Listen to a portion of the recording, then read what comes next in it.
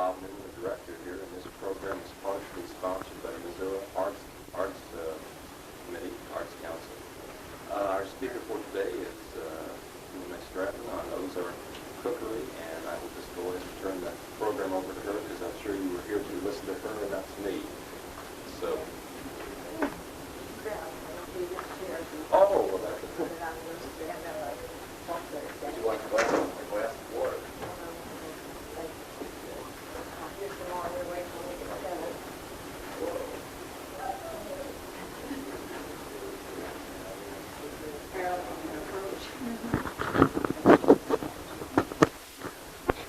Well, I'm Eula Mae Stratton, and I've dabbled in folklore all my life, and I just love it. And that's what I'm to talk with you this afternoon about, is the subject of Ozark folklore.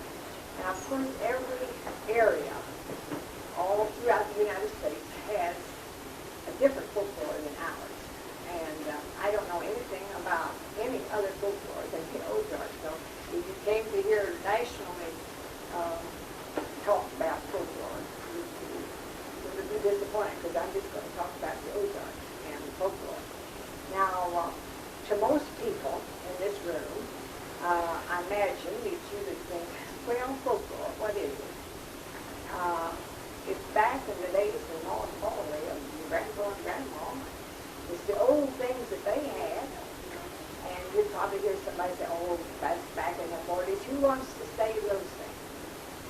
But those things are a part of folklore, and a part of history, and a part of your heritage. And if you are a native of these hills, then you really have a beautiful heritage. And I hope that you all appreciate the heritage that is yours. I started collecting items when I was just a kid, because I guess I've always been a writer at heart. I lazy near things out because I've been writing for that for almost 40 years now. Before this new editor came and we celebrated the 25th anniversary the other day, I wrote for it when Mr. Stewart was editor for a long time. And I liked it because it dealt with the oldest things where Grandpa and Grandma lived, and great-grandpa and Grandma. And I did a lot of research even in my high school days. In fact, I walked 2.5 miles to high school every day and 2.5 miles back. You'd be surprised how many chapters of a novel you can write. I've never had it published. I've never even had again to publish it. But when I'm gone, maybe some of my relatives will. But that's how I've been interested in writing. And of course, the Ozark Folklore is one of these. The magazine is just folklore. It's about old things. So you might say that that folklore is something of the past, and in the past, if you look it up in a dictionary, they would probably tell you it was interesting lore of the past. So I'm going to just talk to you about how I feel about the folklore. I think it's that, and I think it's more, because it's memories. I had this brought to my mind last spring when a friend of mine has all kinds of old things in the house. She has a big house, and she decided that she would let her children clean out the attic, and she would clean out the pantry while they were house cleaning.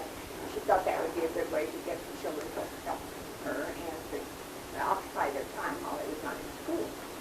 And an hour or two had gone by, and she told them that they might have a garage sale or a yard sale or something like that. She came from her work out to where they were putting things up for sale, and she said, who in the world brought Mollis churn up here? Why, I wouldn't part with that for anything. Of course, the children didn't even know what the churn was. And next to it was the butter mold, and they had no idea what a butter mold was. They'd never seen molded butter.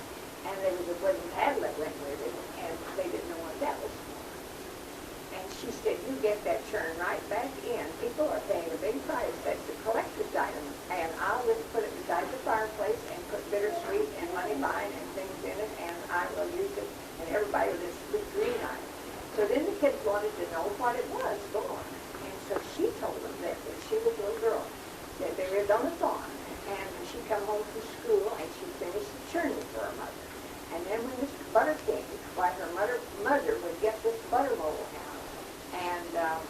put a pound of butter in it, and press it down with this wooden paddle, and get all the milk out of it, so it'd be a good whole pound of butter. Then she would turn it upside down on a saucer, and out would come a pound of butter with a sheep of wheat rather, on top of it. And oh, it was pretty. And she just went into detail telling these children about it. And then lots of times her mother would send her to the neighbors across the street or across the road or down the road. Ours was always down the road. Mama would make 2 pounds about every other day. And when I got home from school, I would have to take 1 pound down the road to Grandpa Supas and his wife. They were English people, and they paid us 25 cents a pound. And then one went up the other way on the road to the Fortners, and they paid 25 cents. Well, that was 50 cents that Mama put in the sugar bowl, and that bought all the little extra things that we had. And then when times got hard and we ran short of groceries and things, Mama always had her butter money. Well, I laughed when that woman told me. She said, I brought in about half what they carried out, and kept because I'm a collector. And she said, I guess the kids didn't realize it. Well, I've been a collector all my life, and I feel sorry for whoever will have to go through my things when I'm gone because they won't know what to do with them. But I collect a lot of things, but I put mine up where people can enjoy them, and I use them.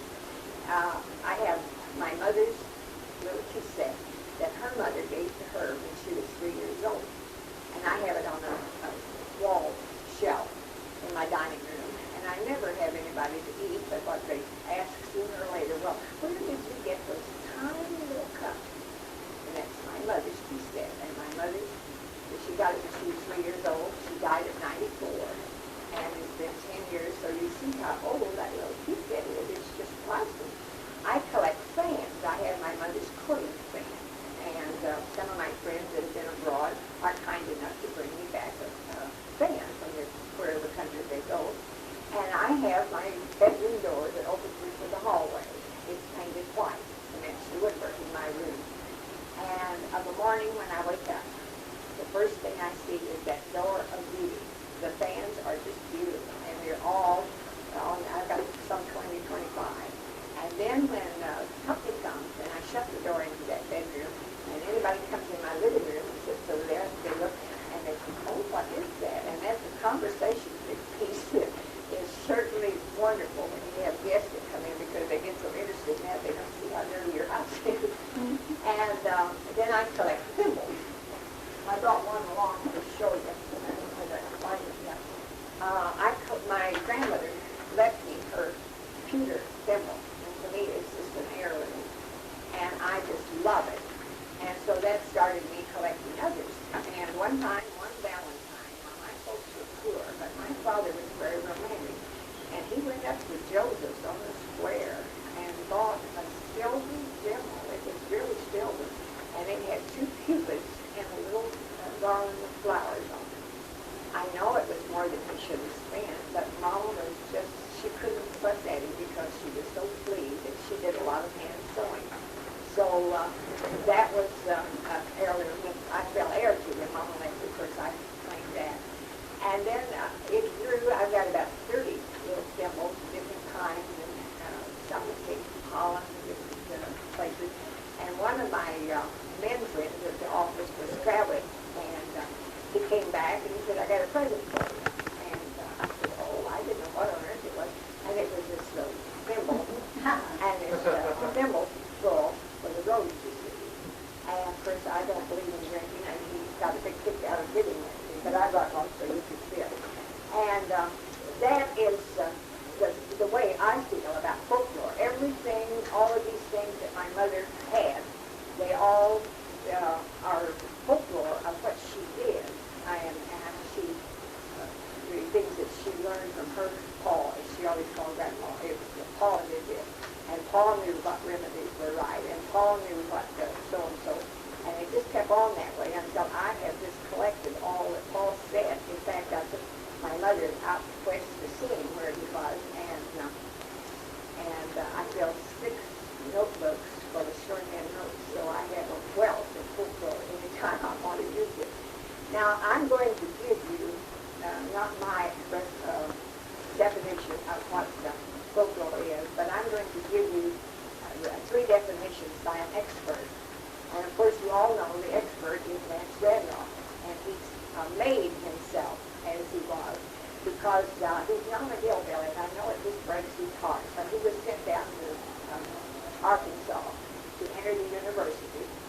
And of course, the Arkansas University is one of the finest in the whole USA, particularly the art department. And a lot of people, out-of-towners, come down there, and they learn a great deal. He had a very fine standard. And he had enough money that he could rent a mule or a horse and go out into the hills. And the people and their language just fascinated him. So instead of having a gay weekend, going on dates and picnics and the like, he would go out and try to make friends with the natives. Well, of course, the natives, they don't butter up to you unless they really know you. You have to really know them. So he spent the whole first year getting to know the people. But like Emerson has said, you have to be friendly if you expect to get friends. And so by the time of the first year was up, he had gone and made friends with a lot of these people. But of course, most of them were just illiterate. And all that they knew is what Paul and Law had told them. And so they just kept telling him this and that and the other and just kept on, until he didn't believe it. But by the time that boy graduated and got his degree from Arkansas U, he had completed a book, and it was We Lied to Strangers. And he figured that he was still a stranger and that they were telling him these long yarns of things and just embroidering him and everything. So at least he made you could say he paid his way through college by writing books because he had 8 to his credit. He is now up in his 80s, and so is his wife, and they are in a rest home in Fayetteville. I hope if you're an admirer of Vance that you go by and say hi to him because he's trying to write little things. And he's had several things in the Mountaineer, and Mr. Anderson is very fond of it. He goes and visits with him. But his last book, his agent had charge of it. I don't know what happened to the agent and whether he thought he had to put a lot of things in it to make it sell. I don't know. But the title of it is so filthy that no one in this group, I think, would go in and ask for it. So, but it is about the hills and people, and it's not too good a slang on. I was awfully disappointed because of Vance Randolph, who was the Ozark people, particularly Arkansas hill people, made him what he is, and then he had to write down to them, and I didn't like that. But I feel sorry for him, and he does need the money, I guess. I don't know, but he's in the rest home and not able to do very much writing.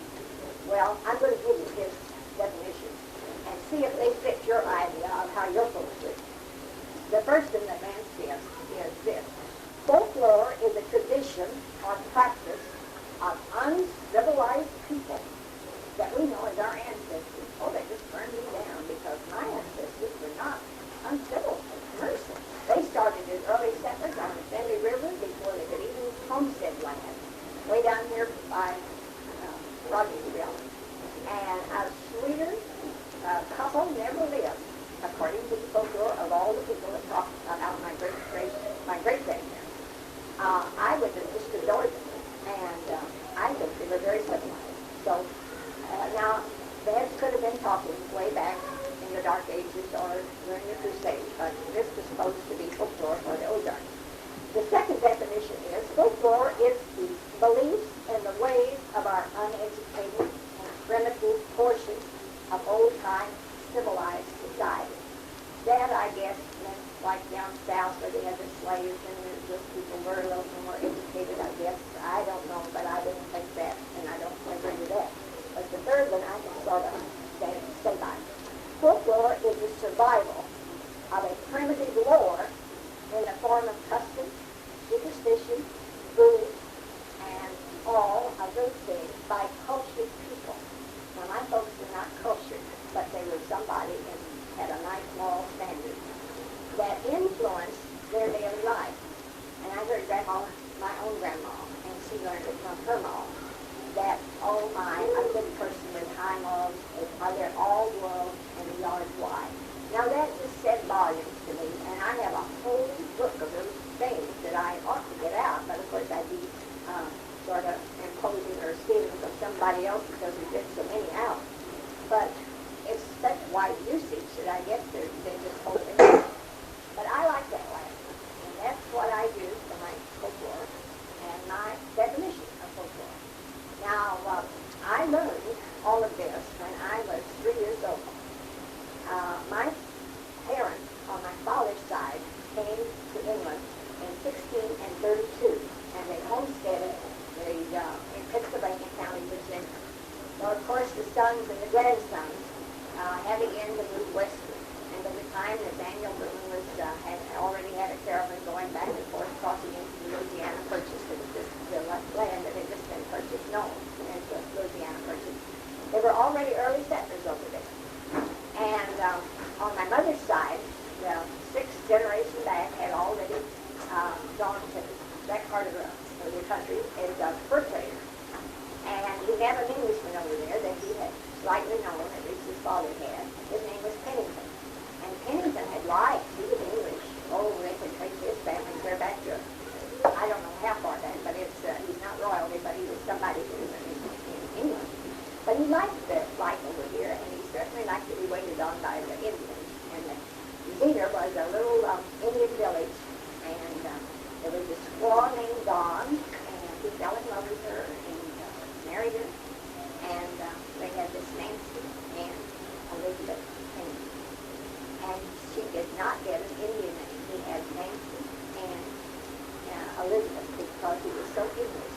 And that Indian lady turned out to be my great grandmother, and she married the Reuben, Hiram Sherrill, the son of Reuben, who was the Englishman.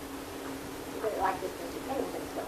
Well, then on the other side, and my mother came from that branch of the family, and she grew up with a lot of Indian lore, and her mother died when she was 3 years old, and that grandmother raised her until she was 12, and then her father married, and she had a very hard life, but she did get to finish the one-room Sherrill School, and then she went, as she was 14, by Dr. Trimmel and his wife, who had moved from the south down to Springfield, or to this area. They wanted a hired girl, and they got my mother, who was 14, and they paid her 50 cents a week, and she lived there for 5 years, and Mrs. Trimmel was the Ward Belmont graduate. And Mama got all the training that any girl would have gotten, and only after 4 years of college, it was nothing she couldn't do in the way of handwork, cooking, and her table manners were corrected, and her English was corrected. So when she met my father, he had wanted to lift himself up by his bootstraps, so he joined the Spanish-American War, and he was under the care of McAfee, and he took a liking to him, and Captain McAfee looked after him and corrected his manners and his English and everything, and when he came back, McAfee got him a job out at the United Iron Works. And it was just meant to be my parents to me, and when they did, they no longer talked the hillbilly language. Now, all I had was your cousins that had come to visit us, and they were just familiar. One night they came for supper, and Liz particularly, she wanted to talk with Mama, and we had to have supper late because Papa didn't get off from the boundaries until later. And she came up and she said, "Well, Annie, how are y'all? I just plumb hadn't seen you for so long that I had to come and just talk with you. And I've come up by some flies up here keeping round trees, and I'm going to go back on the train in the morning, but I know that you let me sleep here. And I just had to come." And Mom was sitting to death because she could hear who all had gotten married or died or had babies, and so they went out in the kitchen to set and talk. And Mom would slip back into the dining room. We did have a dining room in this little house, and had a hanging lamp that came down over it, but we just had an ordinary oilcloth, and we always ate out there. But on the morning when us kids were in bed, my Mom would fix supper or breakfast to Dad and get them going to work. So Mom would slip out and put a white tablecloth on that oilcloth, over that oilcloth, and she'd go back and talk about this one and that one for the dinner. And she'd take up a little one-egg cake with open some peaches and put some cream, and she'd have sausage and kraut, and she'd have fluffy mashed potatoes, and she'd have a good supper, and Papa could even smell it when he came in the back door and got company. Mom said, "Now, ladies here, oh, my so-and-so, and he'd be nice, he was always sweet."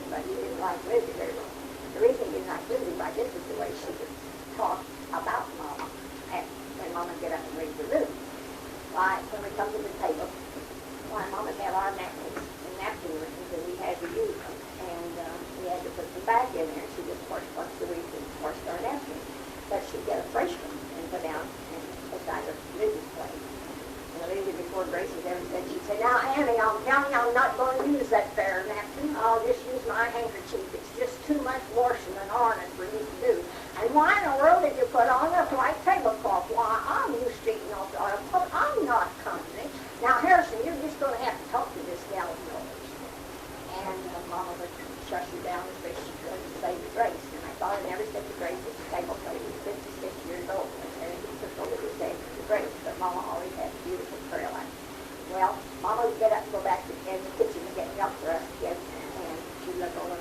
Now, Harrison, I'm telling you, goods are just a living too much. Why, you're living entirely too high on the hog. Why, you'll just have to do something about that. Yeah. Oh, a woman can throw out more with a spoon than a man can shovel in with a shovel. And you're just going to have to watch her. Oh, she's just getting plumb extravagant. Well, my father didn't like that, and by that time, Mama was back with the cake and the peaches and the whipped cream. And we talked and visited, and then when Mama carried the dishes out and get ready to wash the dishes, Lydia followed her on out, and she'd say, well, now, Annie, that was just a Larapin dinner, but I tell you, you just got to think of Harrison. He works too hard now, and you're just going to have to start saving a little bit. Well, now, that's the way they taught, and all the natives, and she taught good to what some of them did. But I'm so grateful that my mother and my father got help from other educated natives. I don't think that they were uncivilized. I wouldn't say that their parents or the parents before them were uncivilized, but I am so grateful that they had again to put into us the idea that we should be writers or mechanics or something that's different than just what the backwoods natives were. Well, when I was 3 years old, we moved to the farm. This grandfather of mine had, his mother, when she came and settled the 120 acres out here between Fairgrove and Stratford, it was known as Rush. That's what the papers said. And of course, her husband had gotten drowned en route, and of course, no woman ever did anything about the business in those days. And the caravan was coming, and they had to bury him and get ready to make the trip down to take the Rogers across. And of course, nobody thought that it was going through his pockets or anything. And when they made the trip, there was a long time making it, and then they got to Rush, Missouri. Why, the land office was there, and she was a squatter. She had no papers, and nobody had thought to think to get them, and they couldn't go back to Buck Creek where he got drowned. So my great-grandmother, Eula Mae Stratton, so English that she looked like John Bull.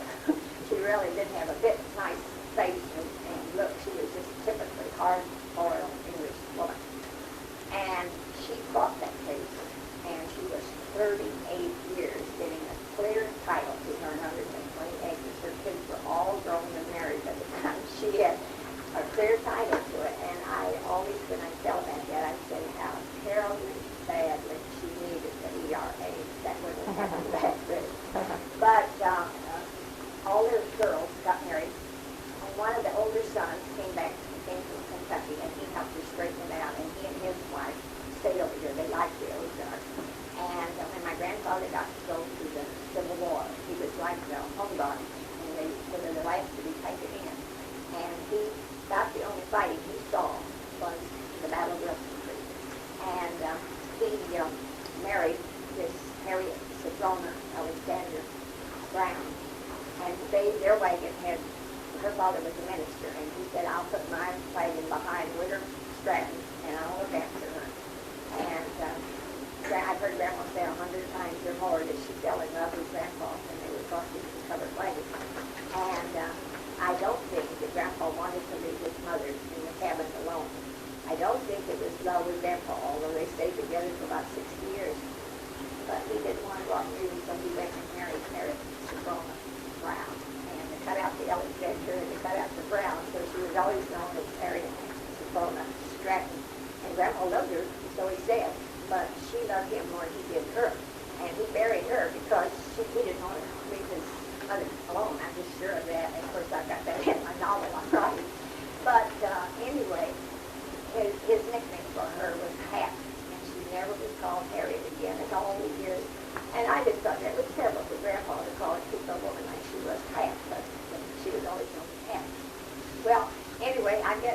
too much crowded interest to tell you, but I was going to friend now.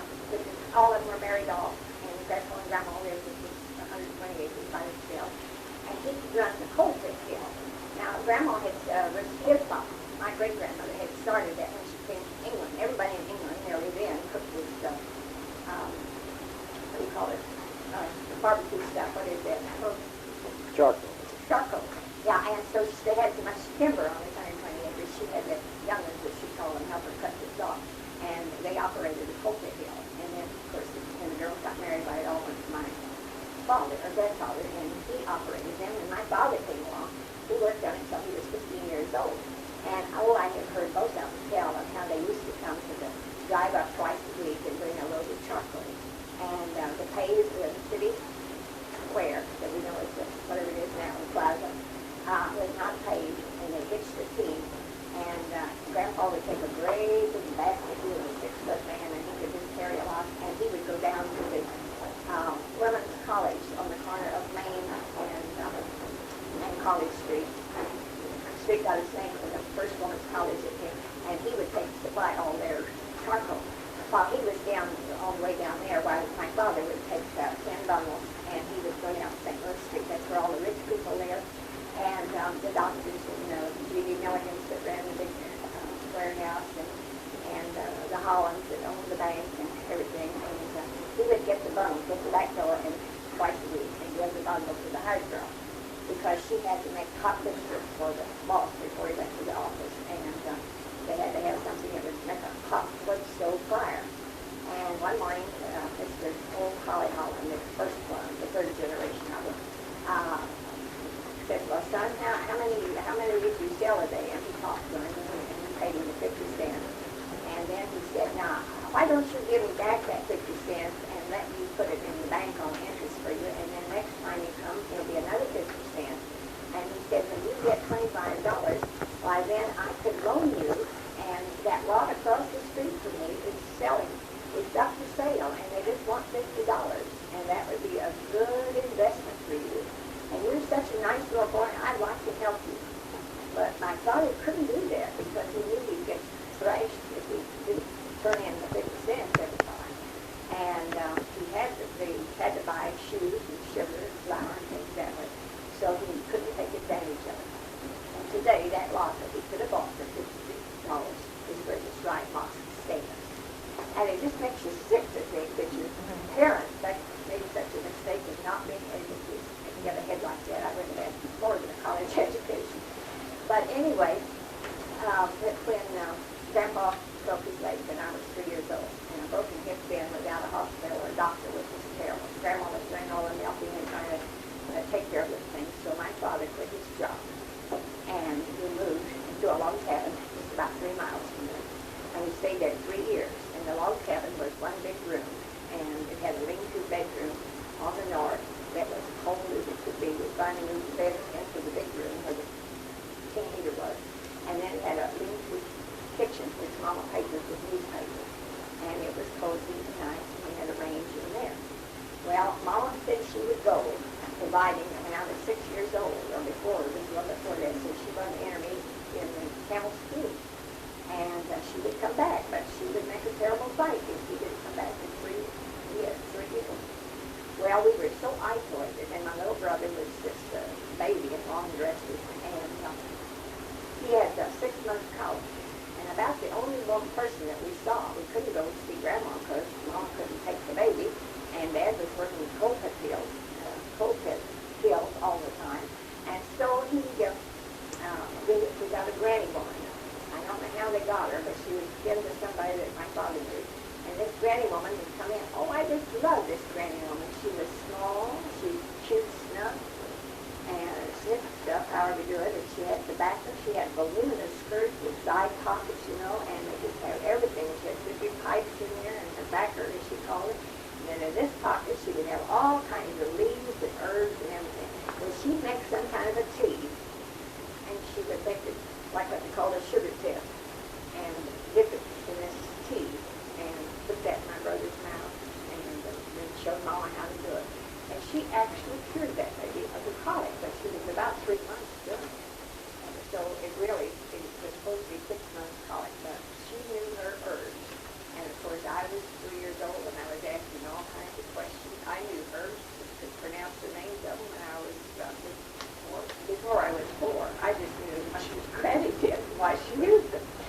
But I love to hear. Just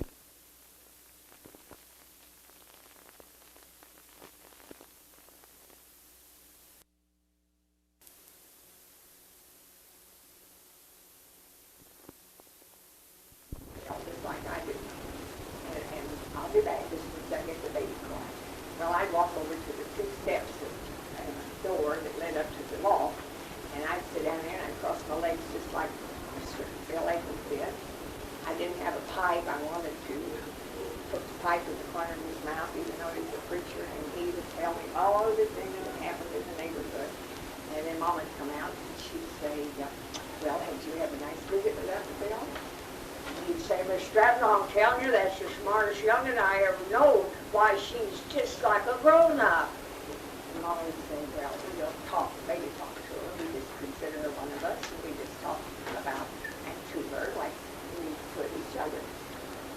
Well, it went on, and those of you who are teachers, or have been teachers, or know that you've heard teachers say that the earliest impression on your children make a life impression. Maybe they you don't realize it, you don't know it, but 30 years later, when I was working at Frisco, and this little Mountaineer magazine was started, and I was doing a column on my great-grandmother in there, and Mr. Stewart called me at the office, scared me to death because you couldn't have a side job then at Frisco. They wouldn't think about letting you moonlight on anything. And he called me on the big boss's office, and he wanted me to stop at the corner of the hotel and pick up the manuscript and take it home and make some sense out of it. He said, I've got an Englishman doing my column, and he said, I just get too old to do it, and if you turn it down all right, I'll give you another $5 a month for doing it. Well, $5 for the depression was all man, and we needed the money. And I stopped and got the manuscript and took it home. After supper, I went upstairs. I worked practically all night on that thing, and I put it in the hellman's language, which is what he told me to do. When I came down the next morning to breakfast, Mama was as cheery as she could be. Dad was better. He had a stroke, and he was helping to fix the pancakes and things. And I said, well, I want to read you what Mr. Stewart wanted. I hope I got it right. Well, when I started, my father's eyes were most beautiful, and they just twinkled, so I knew I was on the right track. And Mama had a habit. She always wore these long aprons, and I knew that I'd seen her do it, that she was excited about anything or real happy. Why, she'd take the corner of the apron and start rolling it around with this hand, and I looked over at her, and she had a muff made out of her apron, and both of her hands were right up on the belt of the apron. So she smiled real big, and she said, oh, I just feel like I've had a visit from Uncle Bill. Thank you. I knew I didn't have to read it anymore or do anything. I just left it at the hotel and went right on to work. And about 3 weeks later, I got a check for $10 instead of the $5 I've been getting. And that has run in this Mountaineer practically every month since way back in the 30s. And sometimes they cut it out because they don't have enough room. But I get more kick out of that. I don't get any byline. But they want a man. They want the readers to think a man does. And I get letters asking me where's the best times to go fishing and where's the best place to fish and could I take them on a float trip and could I go on the wild turkey hunt and be with them. It's just embarrassing, but I get the biggest kick out of it because my editor he just can't understand why anybody would like to call him in the first place because he doesn't talk hillbilly.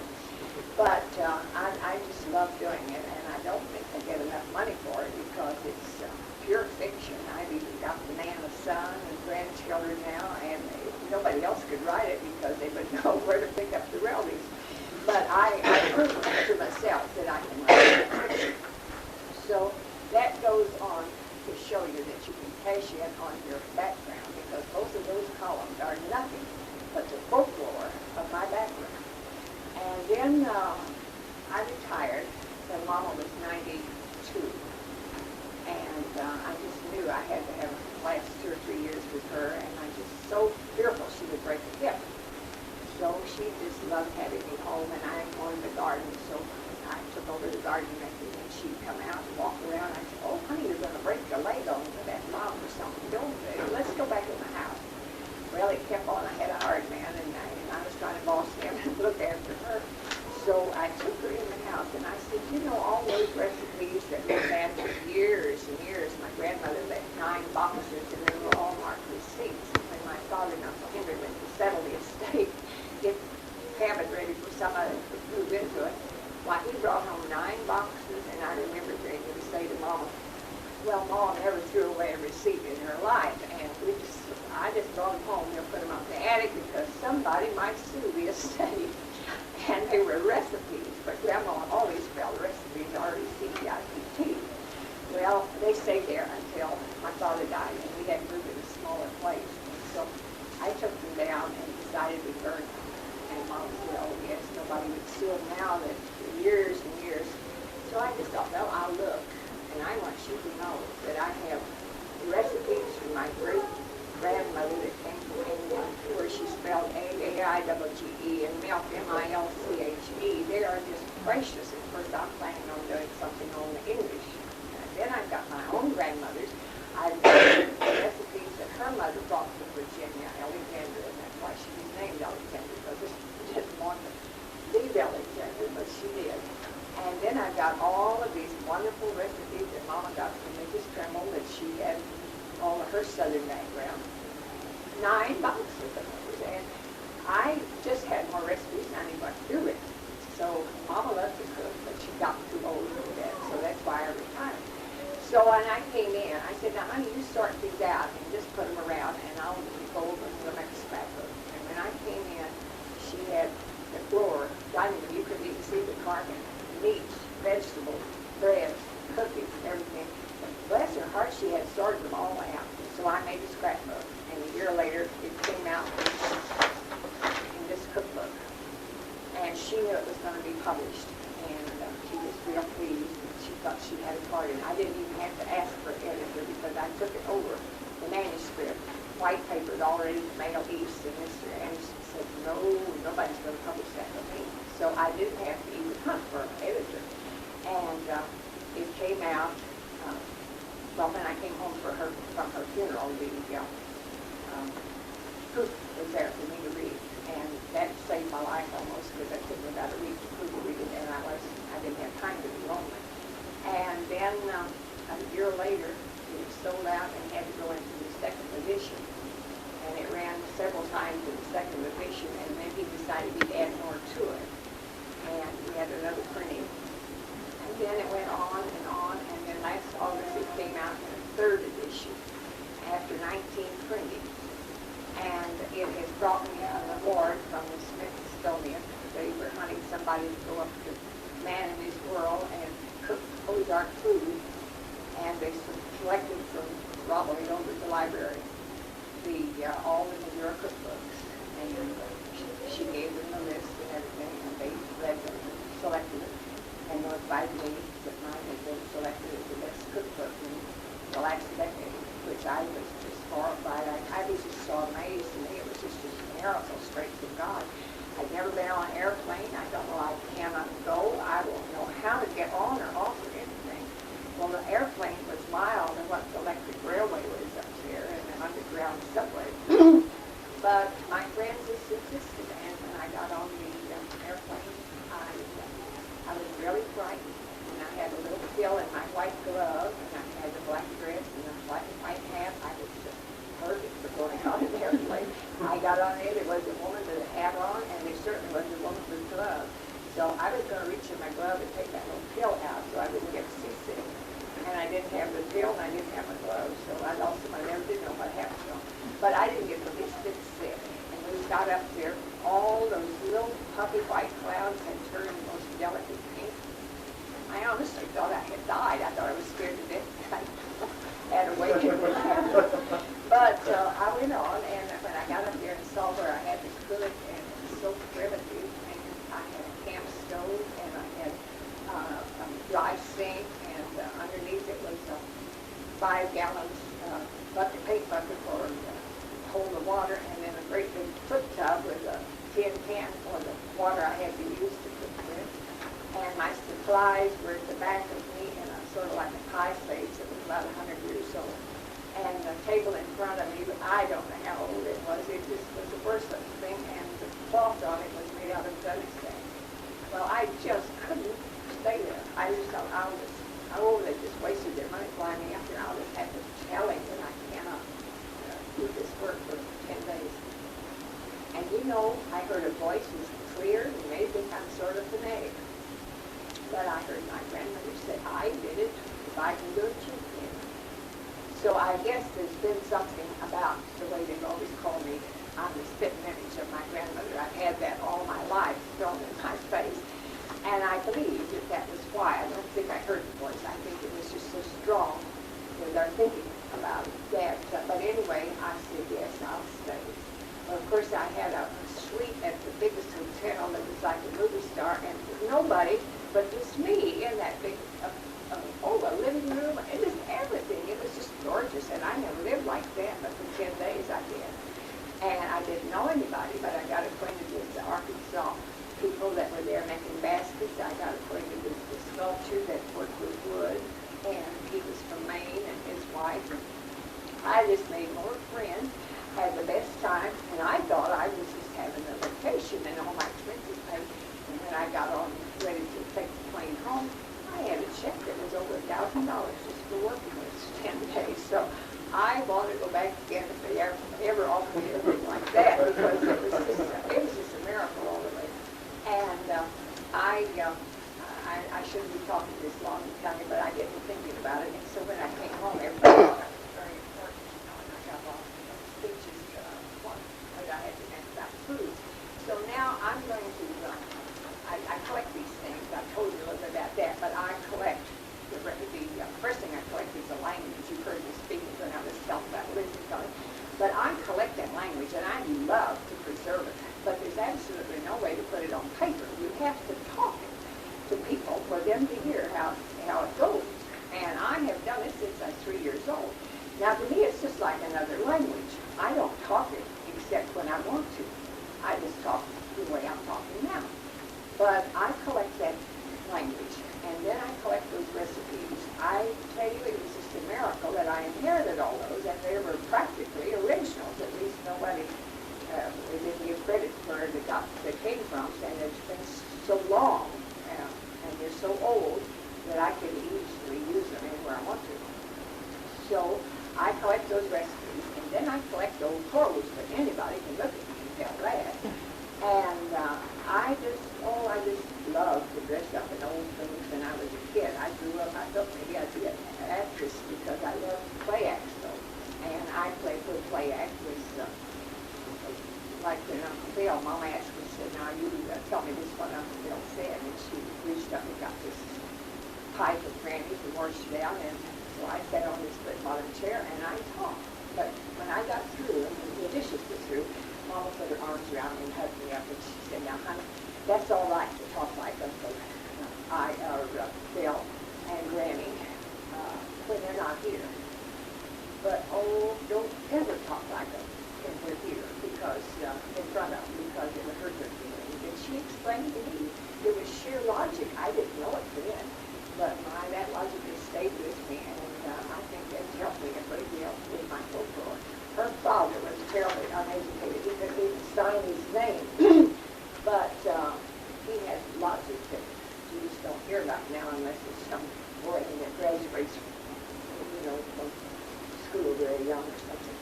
But those people back in the pioneer days were just pure, as Grandma would say, all growth in the yard life. Now then I'm going to talk for just a little skit, about 5 minutes, and then you'll be rid of me.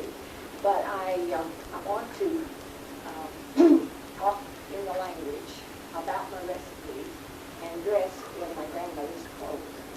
And I'm going to give a put-on. It isn't a take-off like the frock. I put on these clothes, and when I get dressed, I'm going to be the image of my grandmother. And the reason I got that, now this is my mother's second best petticoat, wedding petticoat. The first one was just elaborate, and of course, about half of it's been cut out, and it's hardly hold together. I used to play with this when I was a little girl dressing up, and Mama would let me play with it, but she took the other one and made a christening robe for my brother, long dress, I had a picture of my father, and he was a handsome man, and he's seated sideways, and get a good profile of him. And he has my baby brother across his both knees, and then that dress goes clear down and touches on the floor. I wouldn't take anything for that picture. But this was one petticoat, and Grandma wouldn't go anywhere without two petticoats. If she was going across the pasture with Grandma Babe, she'd always put on a muslin thing over her shoe. And if she went to the Ladies' Aid or to church, anything like that, she always had a taffeta petticoat. And she didn't wear that every day. That was just for going to literary society or something that way. And this is not Grandma's taffeta petticoat. I wasn't fortunate enough to get it on one of the papers. But the satin skirt is Grandma's. And it's barely holding together. It's not those it's got a hole in it. But Grandma would always dress up on Sunday morning for her church and then put this black satin over her taffeta. And I'd say, well, Grandma, why do you have to have that big old taffeta petticoat? I liked to rustle when I walked down the aisle of the church. And why, I don't know. But I thought it was cute. Then Grandma always had this is a black sunbonnet. Now, she wasn't going, this to the neighbors or something. And this is Grandma's black sunbonnet. And, but when she was going out, she had a little cake. It wasn't fancy like this one. It was just plain. It didn't even have, it black plush. It didn't have any jets or anything on it. This one is, it must be 115 or 20 years old.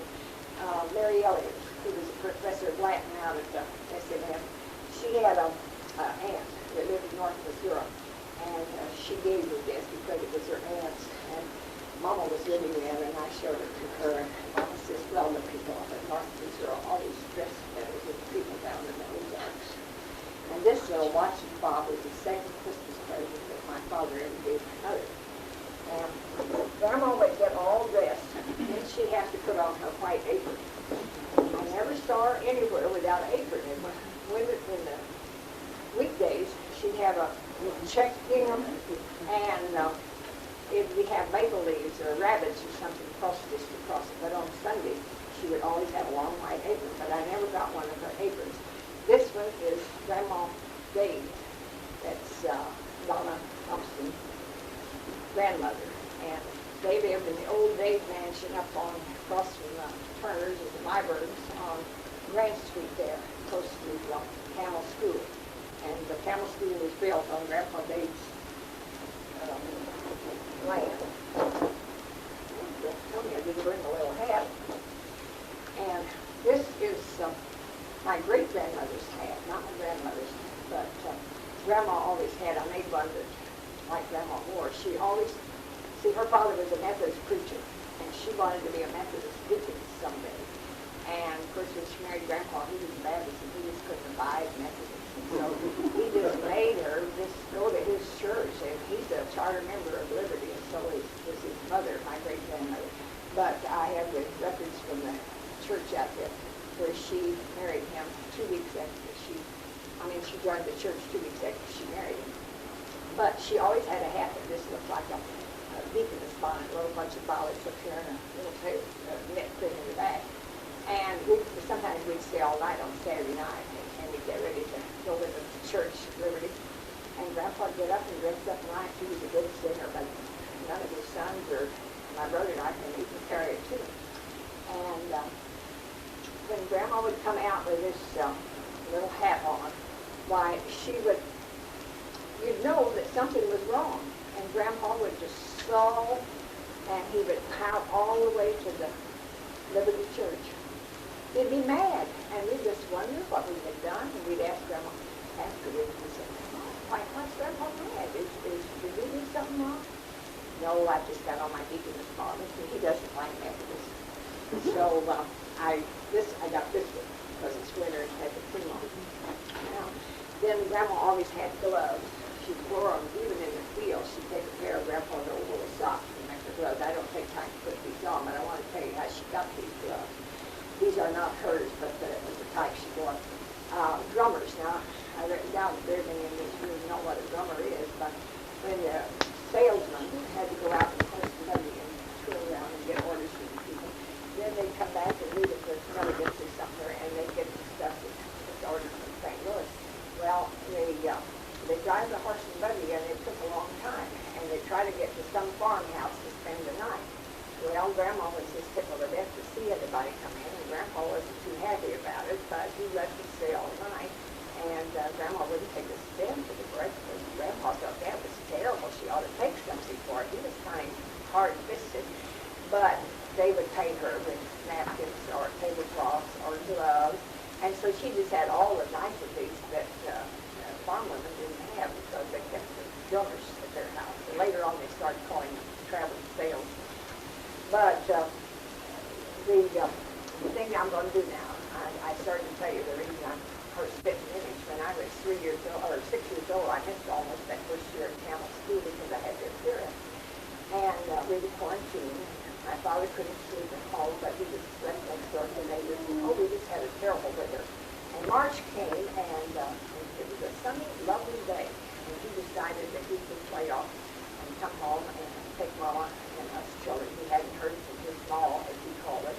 And so he drove up in the hack, and he said, now don't take time to dress the kids. Just put them in and let's just go. We got to get home and we're back down there and back. It's dark.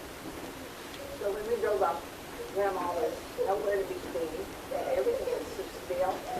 And pretty soon, my father got out of the hack, and he said, hello, is anybody home? And pretty soon, Grandma came running out, and she was shouting, oh, my, it just frightened me. I didn't know what was wrong with Grandma. And I asked Mama what was wrong with her. And she said, oh, she's been in there praying. And she could see her oldest son. And he came, and she could see through the mail. Well, it looks like something the cats had drugged in.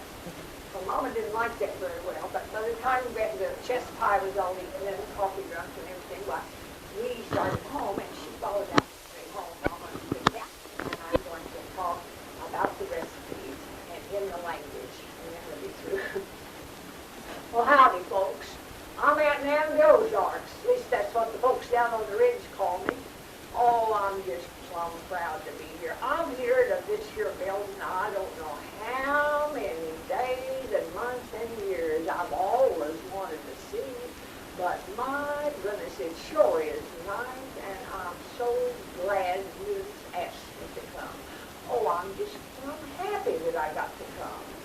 But I guess you'll want to know what you do down on the ridge. I could tell you a lot of things, but it'd be kind of gossipy. So I'll just tell you what happened the other day. I had a hankering for a lemon pie, like my ma used to make. And of course, I know they didn't have no lemons, and I'd have to go over to the new supermarket and get them. And I know that it would take 2 hours and 40 minutes to make a pie like ma used to make it. But I sure wanted to. One like that. So I struck out for the supermarket, just traipsing along and watching everything pass by and smelling the good flowers and everything. And I got over there to that new supermarket. Oh, it's plumb fine. And you know there's a little woman there pushing one of them carts and had a little young'un in the front of it. Why, she didn't look bigger than a bar of soap after a hard day's washing, and here she was married. And she was pushing that around and getting some food for their meal. And I just wondered what the young woman would feed a young'un today, and so I kind of followed her around. I forgot all about the pie I was going to make, but when I caught up with her, she was reaching in to get something. I didn't know what it was, but it was brown. It looked like a pie pan, only it was dough. And I said to her, well, what is that? And she said, oh, that's a lemon pie. That's what I'm going to make for supper. I never make pie crust anymore. I just buy them already fixed. Well, I didn't know that, so I retched in and got me two. I thought, well, that'll make my lemon pie. Now I've got to get some lemon. Well, then I went and sauntered around up one aisle and down the other, and she was stopped at a place called Jello, where they have all this big Jello stuff. And I looked at it, and I thought, well, what on earth is she making that stuff for? Is that all she feeds that young? And she said, no, I never make pies anymore. This is pie. You get a box of pie. Well, I was plumb surprised. So I reached up, got one box, and it said lemon pie filling. And I just took that in my basket, and I went on around, and I was bothering her, but the next time I turned the corner, I was right around there, and she was buying something at one of them cold places, and it said topping. And she reached in and got one, and I did too. And I asked her, I said, well, what do you do with this? And she said, oh, I never whip egg whites, or I never whip cream. I just buy this topping. It just goes right on top of the pie, and oh, it's good. Well, I didn't much believe her, but I bought one, and I got a few other things, and we met again at the checkout counter. And I told her I had to go on, and it's nice meeting her and everything, and I took my stuff, and I was clean back to the cabin on the ridge before I ever realized I didn't have a single lemon. I wasn't about to walk her back and get it, so I thought, well, I'll just try that there new pie thing that young woman said. It was good. So you know, I want you to know that from the time I went into the kitchen to start making that pie, it took 18 minutes to cook that little dab of stuff and put it in the pie and smear that white stuff on top of it. And then I cut me a wedge and stuck my teeth in it, and why, you could hardly tell the difference in the way Mars used to be. And just think of the time it just in 18 minutes. I'm telling you folks, the young people of today have sure got a lot over us. My goodness, my hat's off to them. Why, they're just downright smart. I hate for them to know that, but that's life. They're just really smart to think that they can make a pie, a lemon pie, like Maud used to take 2 hours and 45 minutes to make, and they make it in 18 minutes. But I got to stop running off the mouth this way. It's getting kind of dark. It's time to do the chores. And you know, them roads are kind of winding after dark. And I got to get home before dark because I just can't see how to drive anymore. It's just plumb awful when you get where you can't drive. But I reckon we all get old. So I'll be on the way now. Bye.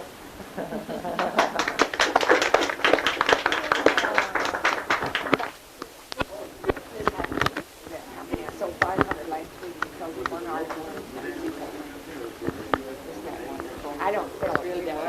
Who's writing now that you recommend reading? There's a lot of writing now. Well,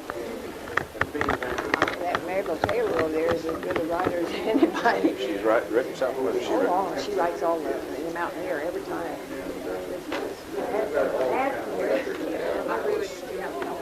Okay. She writes for this all the time. Now, Mabel, don't you have something in this one this time? That is one I played. Yeah, now Clay Anderson does that one himself.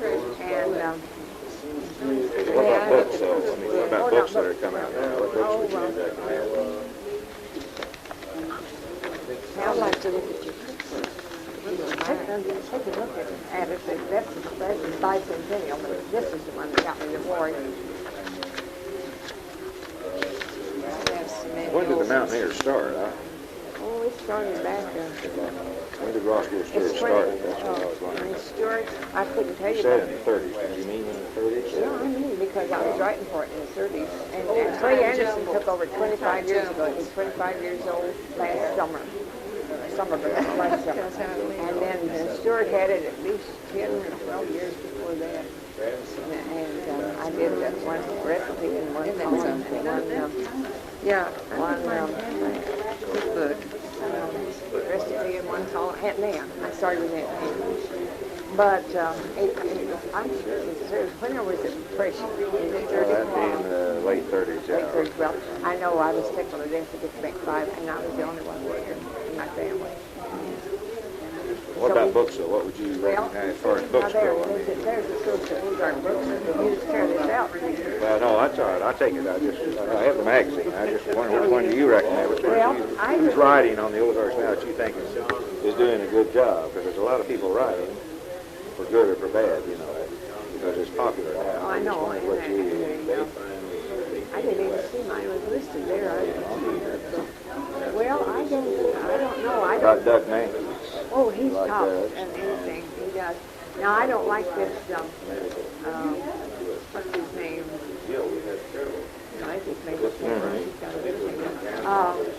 who is that man that used to be congressman or something, and he writes in here, and I just can't stand his stuff, and he thinks he's Dan Souls. I just can't stand this. But, he was conservation commissioner. And Clay is afraid not to publish him because he thinks he's too smart. And Clay's getting rich off the bees and make replacement. Yeah. What's your name? McCann's my name. I don't do any writing. You don't. I just talked too long. I'm sorry I held. Oh, what no, time that's is it? fine. Very good. Very. My goodness, I talked about it. Oh, that's all right. No, I didn't quite use an hour's tape. You didn't talk that long. I had 90-minute tape. You didn't quite use it up, so you didn't talk as many. Wait, you talked longer than that. You did talk. Well, that's 90 minutes. Yeah, you talked over. But that was I'm good. 45 is all, but I just get to That's all right. That's true. What are you going to do with that tape now? Play it back? Oh, yeah, I do that all the time. I take every day. You do? Oh, yeah. I bet eventually that you'll get so you can't send in manuscripts. You have to worry about on a tape and talk on a tape. Oh, no, I think those types. Yeah, I think people prefer to do that. It'd be like shorthand. You get too much if you did it all. Well, certainly enjoyed it. I didn't intend to talk this. Oh, no, that's fine. That's fine. Very I used to talk.